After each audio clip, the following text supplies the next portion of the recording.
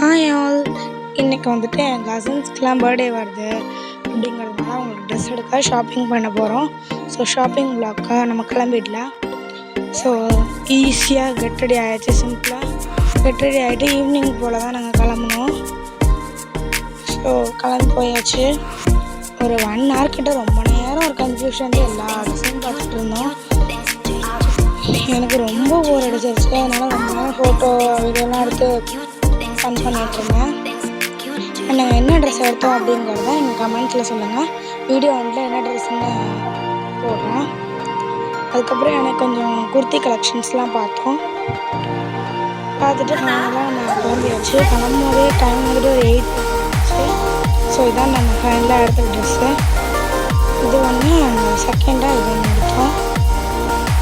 And வீட்டுக்கு வரும்போது காரம் சாப்பிட்டோம். தேங்க்யூ கைஸ், பாய்.